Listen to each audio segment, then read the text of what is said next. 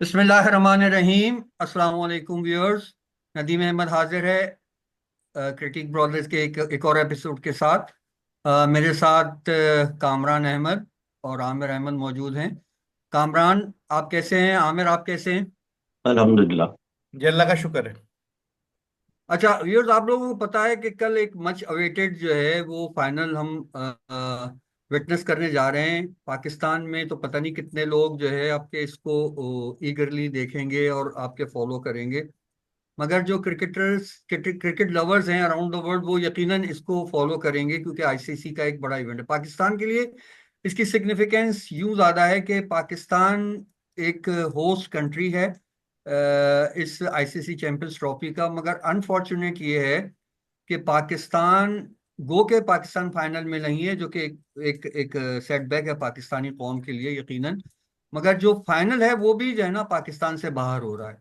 तो ये तो मुझे ऐसा लगता है कि शायद हमें जो है ना आपके डबल डिफीट हुई है। एक तो हम अपनी टीम हम नहीं ला सके फाइनल में, हमारी टीम नहीं क्वालिफाई कर सकी फाइनल के लिए। और दूसरे हम फाइनल जो है वो पाकिस्तान में नहीं करा सके। तो इस पे एक एक जुमला दोनों आपके हम अपने एक्सपर्ट्स का ले लेते हैं। आमिर, आप बताएं कि आप कैसा फील कर रहे हैं कि पाकिस्तान होस्ट होने के बावजूद फाइनल को विटनेस नहीं कर रहा पाकिस्तानी अवाम। ना कराची में हो रहा है, ना लाहौर में हो रहा है, ना पिंडी में हो रहा है तो यूएई में हो रहा है। आप कैसा इसको आपके फील कर रहे हैं? मेरे हिसाब से तो बड़े शर्म की बात है कि मेरे ख्याल में शायद पहली दफा होगा कि कोई होस्ट कंट्री जो है ना फाइनल मैच अपने मुल्क में नहीं करा रही। और बहरहाल ये कोई नई बात तो नहीं है। तो जब पेपर साइन किए गए थे, जब हाइब्रिड मॉडल हो रहा था, तो उसी वक्त ये बात तय हो गई थी कि इंडिया के सारे मैच चाहे वो फाइनल हो बाहर होंगे। तो अब जो लोग शोर मचा रहे हैं, इवन 5 साबिक क्रिकेटर्स की इंडिया को अनड्यू एडवांटेज मिला है, तो ये तो उन्होंने साइन किए थे पेपर उस वक्त। ठीक है, इंडिया को एडवांटेज मिला है, लेकिन ये बाकायदा सारी चीज पहले से प्लान हो गई थी। उस वक्त भी ये बात की जा सकती थी कि इंडिया के मैच सिर्फ दुबई में क्यों हैं। ये भी किया जा सकता था कि इंडिया के मैचेस दुबई, शारजा और अबू धाबी में होते, ताकि उनकी भी थोड़ी ट्रैवलिंग होती, उनकी भी डिफरेंट पिचेस होती। तो ये बात की जा सकती थी लॉजिकली। कुछ भी नहीं किया गया, तो अब इस बात पे शोर करना बेवकूफी है सीधी। लेकिन नहीं, बहरहाल बहुत आमिर, अच्छी। शोर तो बनता यूं है क्योंकि ये चीज तो आपके पहले किसी ने एंटिसिपेट नहीं की थी ना कि इंडिया सारे अपने मैच जीतेगा। सारे अपने मैच जीत के इंडिया फाइनल में पहुंचेगा। अगर फर्ज करें कि इंडिया आपके राउंड के मैचेस हार जाता और उस ग्रुप से कोई दूसरी टीम होती तो ला मोहल्ला फाइनल जो है वो लाहौर में होता, जो कि प्लान था। कामरान, क्या कहते हैं आप? किस तरह में मुझे तो बड़ी, मैं आपको बताऊं, अनइजीनेस फील हो रही है, बहुत ही ज्यादा शर्मिंदगी हो रही है कि यार हम होस्ट हैं और होस्ट होने के बावजूद हम अपना जो इवेंट है, ये तो ऐसी बात है कि हमारे घर में कोई आपके इवेंट हो और हम जाके जो है ना किसी दूसरे मुल्क में उसको आप सेलिब्रेट कर रहे हैं या उसको मुनक्किद कर रहे हैं। आप कैसे देखते हैं कामरान? अस्सलाम वालेकुम नदीम भाई, आमिर भाई, आप दोनों को। मैं इसको ऐसे देखता हूँ कि ये कोई पहली दफा तो हो नहीं रहा, और ये इंडिया कोई पहली टीम नहीं है जिसने ये स्टांस अपनाया है। 96 में श्रीलंका के अंदर जब हालात पॉलिटिकल सही नहीं थे तमिल टाइगर्स की वजह से, तो ऑस्ट्रेलिया ने और वेस्ट इंडीज ने मना कर दिया था, और पॉइंट्स उन्होंने जो है वो कंसीड किए थे, जिस पर काफ़ी गुस्सा था श्रीलंका को। और श्रीलंका की टीम ने जब ऑस्ट्रेलिया को लाहौर में हराया कज़ाफी स्टेडियम में फाइनल, तो उन्होंने कहा जी हमने अपनी बेइज्जती का बदला ले लिया, क्योंकि उन्होंने ये कहा था कि हम नहीं आएंगे, आपकी सिक्योरिटी ठीक नहीं है। बात ये नदीम भाई कि इसमें आईसीसी का क्या रोल है? मतलब अगर आईसीसी ने क्रिकेट खिलानी है, तो वो पिछले प्रोग्राम में आमिर तो नहीं थे, तो हमने तो ये कहा इंडिया अपनी टर्म्स पे खेल रहा है पूरी दुनिया में हर चीज। तो मुझे अफसोस है, पाकिस्तान हमेशा एक दोस्ताना और एक जिसको कह लें कि एक ऐसा स्टांस रहता है जिससे क्रिकेट चले आगे।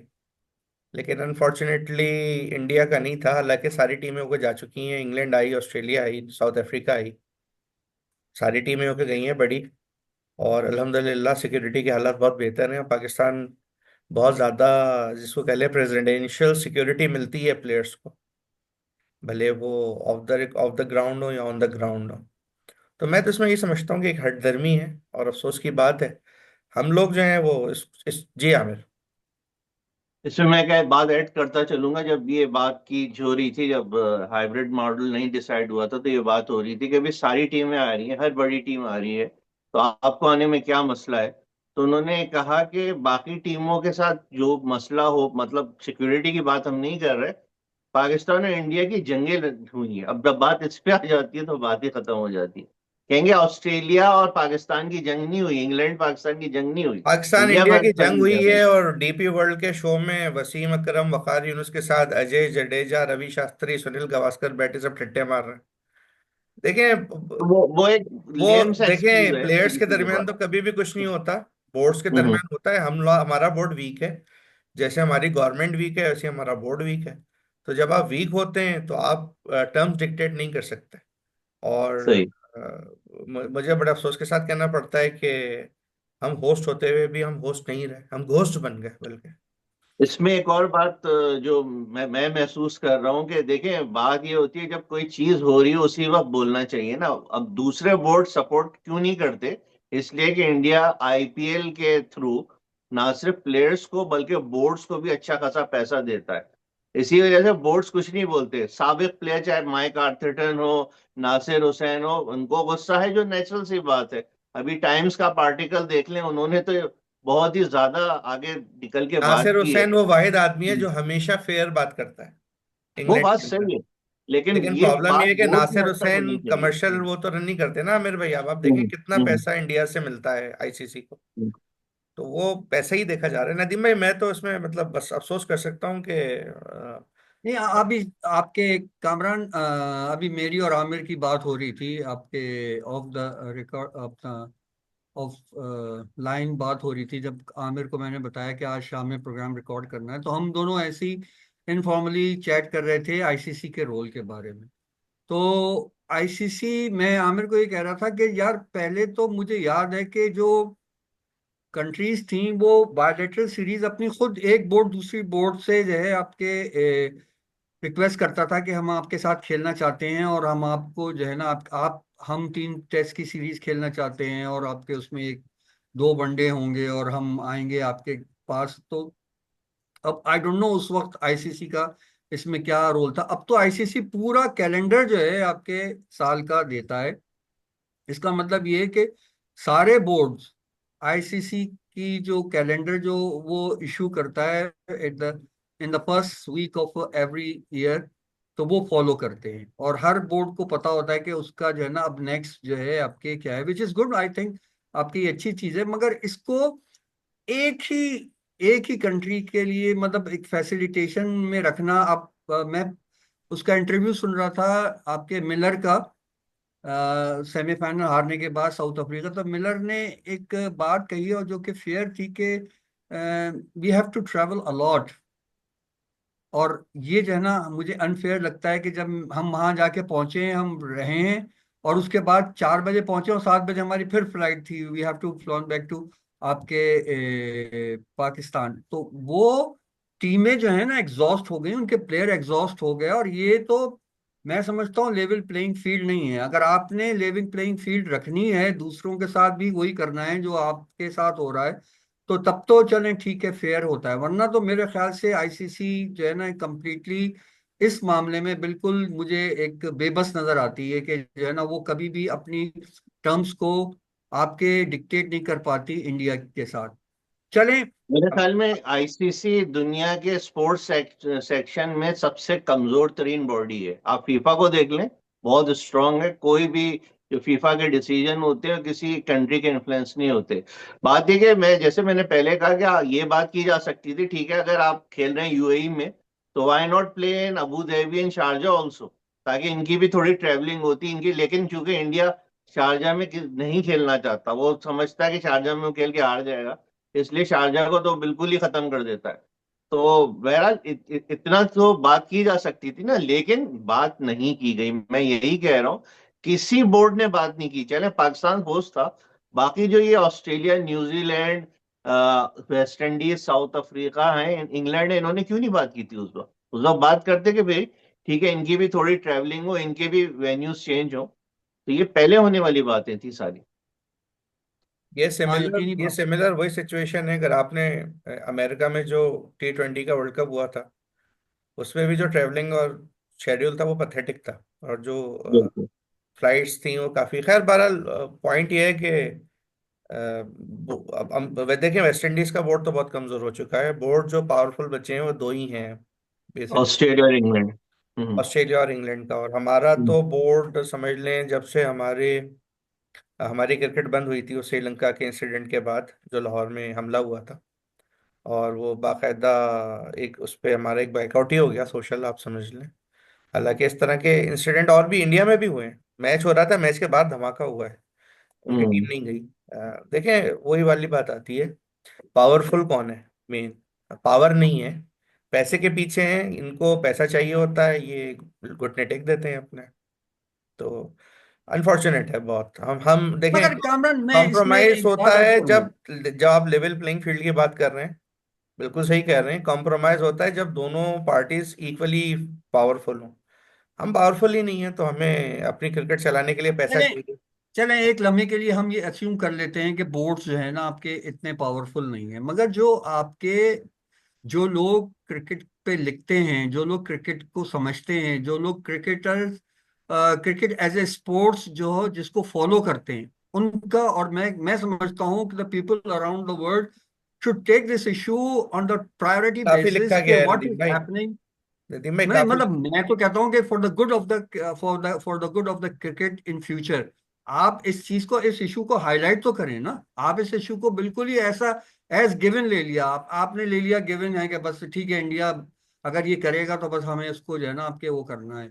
मेरे ख्याल से बात उसमें ये है कि अगर कोई चीज हाईलाइट भी होती है, उठाई जाती है, तो वो बिल्कुल अनसुनी अनसुनी कर दी जाती है। अभी आपको याद होगा, कुछ दिनों पहले एक आईसीसी के साबिक चेयरमैन ने एक बहुत बड़ी बात की थी, और मैं सुन के तो बड़ा हैरान रह गया था कि इनको कोई लीगल नोटिस क्यों नहीं दिया गया, इनसे बातचीत क्यों नहीं गई, आप ये क्या बात कर रहे हैं। उन्होंने कहा इंडिया टूर्नामेंट परचेस करता है। किसी ने उनसे वजाहत तलब नहीं की कि इसका क्या मतलब है परचेस करता है इंडिया। वो बात अंडर द कारपेट चली गई। तो वही बात है कि वो इस तरह की चीजों पे बात ही नहीं की जाती। मगर बहरहाल हम तो ये चाहेंगे कि हमारे जितने देखने वाले हैं, जितने सुनने वाले हैं, वो अपने अपने तौर से अगर वो क्रिकेट पे लिखते हैं, इस इशू को हाईलाइट करें, not for taking the for advantage of betterment of the misconduct of sports, the बिल्कुल। इंडिया, कि हाँ हाँ। अगर इंडिया मिसकंडक्ट कर रहा है, बस is for the good of the game. बिल्कुल। आपके जो इंटरनेशनल इवेंट्स में इक्वल होना चाहिए बेसिकली। इक्वालिटी हो, इक्वल आपकी इक्वल इक्वल इक्वालिटी अपॉर्चुनिटी नजर हो, नहीं आ रही ना बहुत अरसे से। लेवल प्लेइंग फील्ड हो, हम्म। लोगों को एहसास हो, कंट्री के जो लोग हैं उनको एहसास हो कि यार हमारी टीम के साथ भी जो है, आपके हमारी नेशन के साथ कोई ऐसा बिल्कुल। आपके रवैया नहीं रवा रखा गया जिससे हमें जो है बेइज्जती महसूस हो। मुझे नदीम तो भाई, आपको पर्सनली, एक बात याद दिलाता हूँ। आपको शायद याद हो, एक इंसिडेंट हुआ था हरभजन सिंह और एंड्रयू सेमंड्स का, ऑस्ट्रेलिया में मेलबर्न टेस्ट में। और उस वक्त के मैच रेफरी का मैं नाम भूल गया हूँ। उन्होंने उनको बुलाया था, और तेंदुलकर भी गए थे उसमें, कप्तान थे शायद वो, या द्रविड़ कप्तान थे। बहरहाल Tendulkar was called in that. India ने उसी रात को अपना पूरा प्लेन भेज के खड़ा कर दिया मेलबर्न के एयरपोर्ट पे, कि अगर हरभजन के खिलाफ गया तो हम टूर फोरफिट करके वापस चले जाएंगे।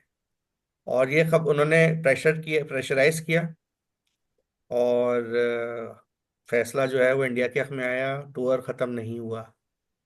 देखें, होती है पॉलिटिकल, जिसको आप कह लें कि पॉलिटिकल पावर का इस्तेमाल होता है, प्रेशराइज करता है बोर्ड। सही करे या गलत करे बात की बात है, बात यह है कि नेशन कैसे स्टैंड लेती है ना, वो हमेशा लेते हैं स्टैंड। तो आप उस पे उनको, इस चीज पे आप उनको स्कोरिंग पॉइंट्स दें कि this is how very well they are now dominating the cricket world in a way. नहीं कामन, कोई भी शख्स जो पावर आपके गेन करता रहता है ना, इस वजह से करता रहता है कि कोई उसको चैलेंज नहीं करता। नहीं ऋषभ भाई, मेरे ख्याल से देखें, आपको कोई भी पता है, उसको आपने भी उसको चैलेंज नहीं कर रहा, यू नो यू और वर्क इसको लाइक अनड्यू अबाउट। जो है ना आपके सपोर्ट हासिल है। खैर मैं नदीम भाई, वो देखें, सिर्फ और आपने सिर्फ पैसे प्रोफेशनल की वजह वर्ल्ड में से है। इतना काम किया है, बिल्कुल। आपने भी हम्म। किया, आमिर भाई ने, हम सब ने। आपको पता है प्रोफेशनल वर्ल्ड रुथलेस होती है, it's all about power and money game.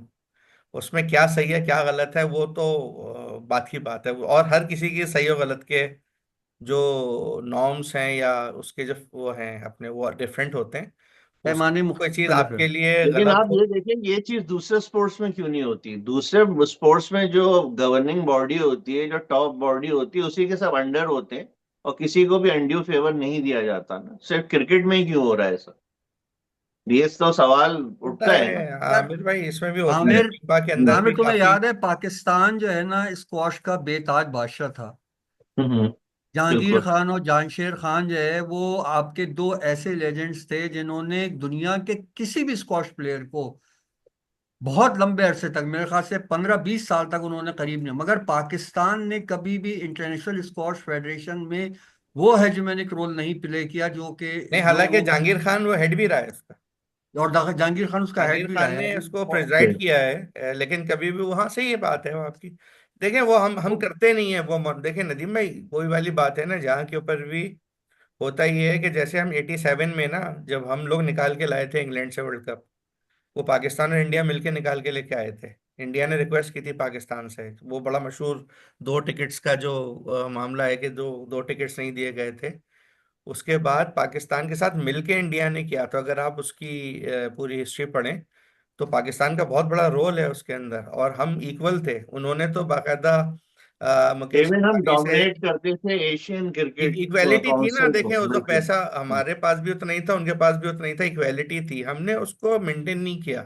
Power को बरकरार रखना चाहिए, अपने रोल को बरकरार रखना चाहिए, हमने लॉस कर दिया उस रोल को। That's why we are on the receiving end. अच्छा हमारा चलें, मेरे टाइम ख्याल से कम है, काफी मेरे ख्याल डिस्कशन है हो कल गई। के फाइनल की बात कर लें। कल के फाइनल पे आ जाते हैं। आपके आमिर ये बताएं, अगर टॉस कितना अहम है, कौन टॉस जीतेगा और कौन टॉस जीत के क्या करेगा, आप क्या समझते हैं? मेरे हिसाब से तो जो दुबई की ट्रेडिशन है, टॉस जीत के जो भी टीम टॉस जीते उसको पहले बैटिंग करनी चाहिए, क्योंकि बाद में गेंद ज्यादा ग्रिप करती है और थोड़ा रन बनाना मुश्किल हो जाता है। अच्छा, ये आप लोगों के लिए मैंने कुछ आपको शायद स्क्रीन पे नजर आ रही होगी, जी, नजर आ रही है, ये बिल्कुल। देख लें। जी, टॉस पे बात कर रहे थे आमिर आप। जी जी, मैं कह रहा हूँ जो भी टीम टॉस जीते उसको पहले खेलना चाहिए। अच्छा जी। चले कामरान ये बताएं कि आपने थोड़ा स्टैट्स जमा किए हैं कि न्यूजीलैंड और ऑस्ट्रेलिया, अपना इंडिया के दरमियान कुल कितने मैच हुए हैं? देखिए मैंने ये इसको जब मैंने देखा तो मुझे बड़ी एक खुशगवार हैरत भी हुई कि मैं ये समझ रहा था कि इंडिया डोमिनेट कर रहा होगा काफी बड़े मार्जिन से। लेकिन अगर आप इसको देखें तो ये कोई बहुत बड़ा मार्जिन नहीं है। 11 का डिफरेंस है सिर्फ। इंडिया ने 61 जीते हैं, न्यूजीलैंड ने 50 जीते हैं, 50 विंस हैं उनकी अब तक, 119 मैच जो खेले गए हैं ओवरऑल अब तक हिस्ट्री ऑफ ओडीआईज में। तो ये कोई बहुत बड़ा ऐसा गैप नहीं है जिसमें आप ये कहें कि दोनों टीमों के दरमियान जो है कोई बहुत ही वाज़ेह फर्क है। इसका मतलब है ये नज़र आता है कि न्यूजीलैंड ने, जो बाज़ाहिर हमेशा ऐसे मिनो नज़र आती है एज ए टीम, वो हमेशा टफ टाइम देती रही है इंडिया को। और अगर हम इसका आईसीसी इवेंट्स में देखें तो दे आर इवन, 6 मुकाबले उन्होंने जीते हैं, 6 मुकाबले उन्होंने जीते हैं। तो ऑन स्टैट्स अगर आप बात करें, अब इसमें बहुत सारी चीज़ें होती हैं, वो आमिर भाई हमेशा बात सही कहते हैं कि ग्राउंड कौन सा था, कंडीशंस कौन सी थी, मौसम कैसा था, कौन कौन खेल रहा था, किस वक्त हुआ, वो बहुत इंपॉर्टेंट होता है। लेकिन at the end of the day जो है वो स्टैट्स भी एक मैटर करते हैं चीज़ के अंदर। तो अभी तो बज़ाहिर आप इसको देखें तो ये नेक टू नेक नज़र आ रहे हैं। मैंने एक चीज़ अभी आज जब मैं इसको बना रहा था तो मैंने एक आप लोगों के लिए एक रिकॉर्ड मतलब इसको जमा किया है। अगर आप इसको देखें कि मैंने ये देखा है कि most runs by batter against each one, तो इन एक दूसरे के साथ जो है किसने कितना परफॉर्म किया है। तो ये जो ग्रे में है ये वो लोग हैं जो रिटायर हो चुके हैं। तेंदुलकर के सबसे ज्यादा रन है 42 मैचेस में, 1750 उन्होंने रन किए, 5 उनकी 100, 8 उनके 100। लेकिन विराट कोहली ने जो है वो समझ लें कि 32 मैचों में 1656 रन बनाए हैं। ठीक है जी। और उनके हाईएस्ट हैं 154। और हमारे पास इस सेशन के लिए 10 ही मिनट है, मैं आपको बता दूं। हमारा ज़रा उस पर टाइम ज़रा लंबा हो गया था, तो will be running out of time. तो इसका शायद पार्ट 2 करना पड़ेगा आपको, अगर आपको इसको कॉम्प्रिहेंसिवली कवर करना है तो। हम्म। तो विराट कोहली के स्टैट्स अगर आप देखें तो 57 का उनका एवरेज है, और ये जो ग्रीन में लोग हैं ये अभी खेल रहे हैं। तो मैंने उन लोगों का लिया है जिन्होंने 500 रन्स बनाए हैं। तो इसमें अगर आप ये देखें तो आपको दो न्यूजीलैंडर्स नजर आ रहे हैं, बाकी इंडिया के प्लेयर्स हैं, और इंडिया के वो प्लेयर्स हैं जो इस वक्त खेल रहे हैं। शबमन गिल का और अय्यर का 74 का एवरेज है, दोनों ने 2-200 किए हैं, और गिल ने 208 रन भी किए हुए हैं। तो ये एक आपके सामने मैं एक स्टैट रख रहा हूँ अभी। ठीक है, on the given day different होता है, डिफिकल्ट होता है, कंडीशंस पे डिपेंड करता है।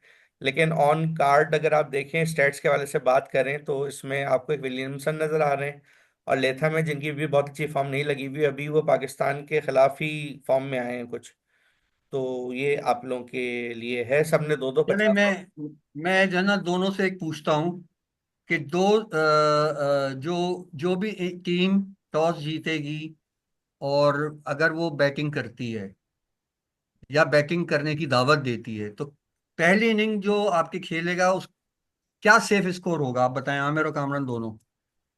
मेरे हिसाब से तो जो 280 है वो कम्पिटेटिव स्कोर होगा, और 300 प्लस जो होगा वो सेव स्कोर होगा।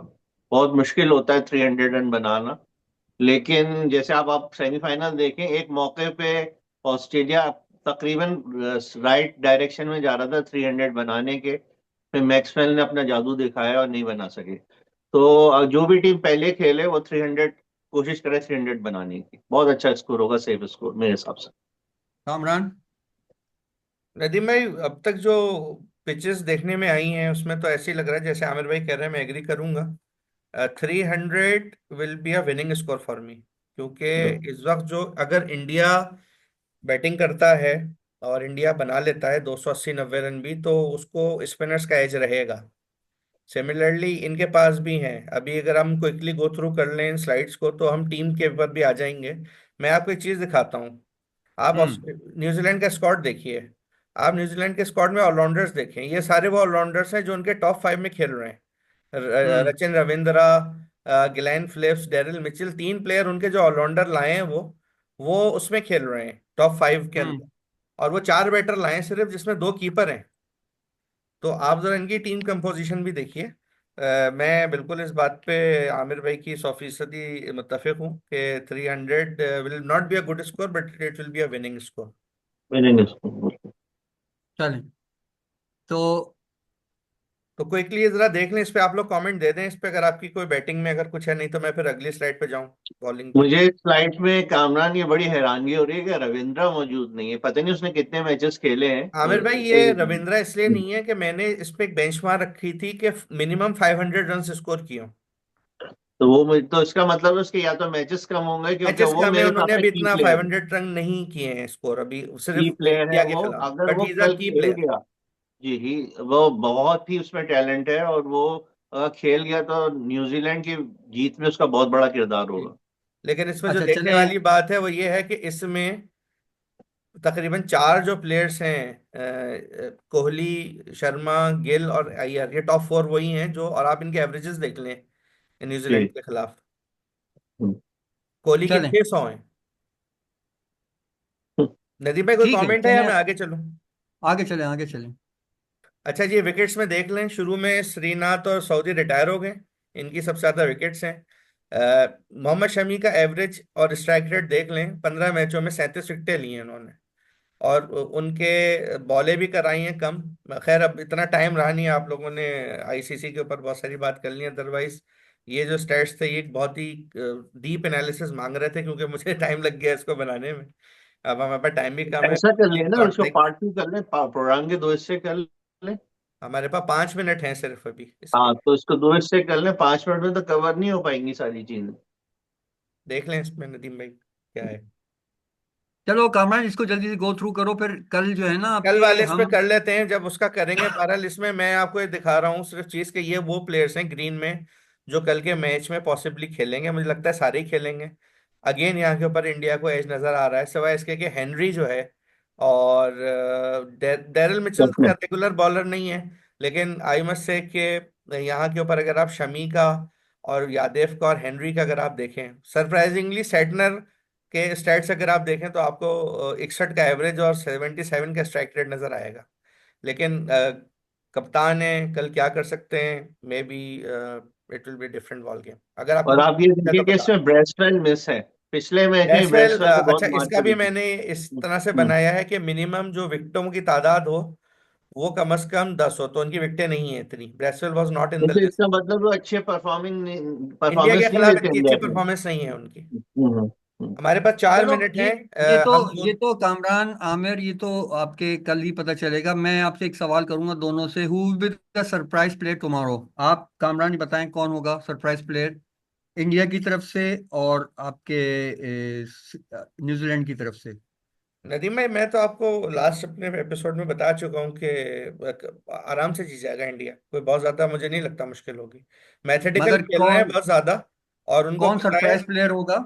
सरप्राइज प्लेयर तो कोई नहीं है, एनीवन कैन परफॉर्म। मेरे लिए तो कोई भी, अगर आप कह लें कोहली सरप्राइज प्लेयर होगा तो लेकिन ये कि इंडिया में जो प्लेयर्स हैं वो दे कैन परफॉर्म इवनली। मेरे लिए कोई ऐसे कोई सरप्राइज नहीं है, बट आई थिंक और कल न्यूजीलैंड की तरफ कल से भी नहीं? मुझे ऐसा लगता है कल अक्षर पटेल जो है ना, he will be a x factor tomorrow.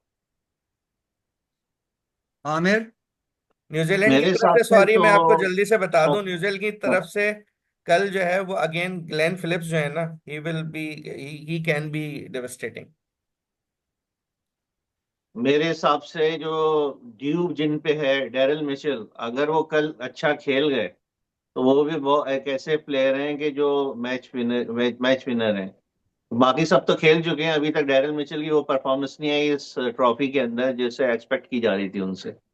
तो अगर वो अच्छा खेल गए तो ही विल हमें बी द 3 मिनट है, सरप्राइजिंग फैक्टर। इंडियन स्क्वाड जल्दी से बता दें, फिर रणदीप भाई रैप अप कर दीजिएगा। इंडिया की तरफ से कौन? इंडिया की तरफ से आयर है मेरे हिसाब से सरप्राइजिंग श्रेयास फैक्टर। अय्यर। श्रेयास अय्यर। नदीम भाई, तो आपके ख्याल में? भाई मेरे लिहाज से, मेरे हिसाब से तो न्यूजीलैंड की तरफ से जो दो उनके स्पिनर है ना, ब्रैटवेल और सेटनर, ये अच्छा, इनके जो 20 ओवर हैं वो बहुत इंपॉर्टेंट होंगे। नदीम भाई फिलिप्स भी और करेंगे गेंद कल। फिलिप्स तो कर कर लेगा अगर ये दोनों अच्छी गेंद करेंगे 20 ओवर में। तो that would be the decisive 20 overs, जो कि मैच को स्विंग करेंगे वन वे दो अदर।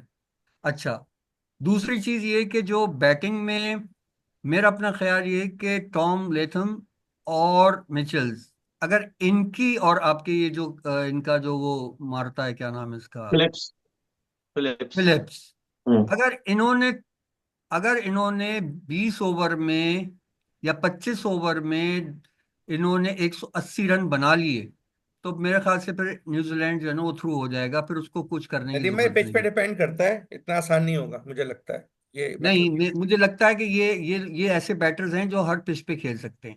इंडिया की तरफ से मैं ये बता दूं कि अगर तो पहले न्यूजीलैंड ने बैटिंग की और अगर उसने 325 प्लस बना लिए तो इंडिया बुक हो गया, इंडिया फिर नहीं जीतता। लास्ट लास्ट 1 मिनट है।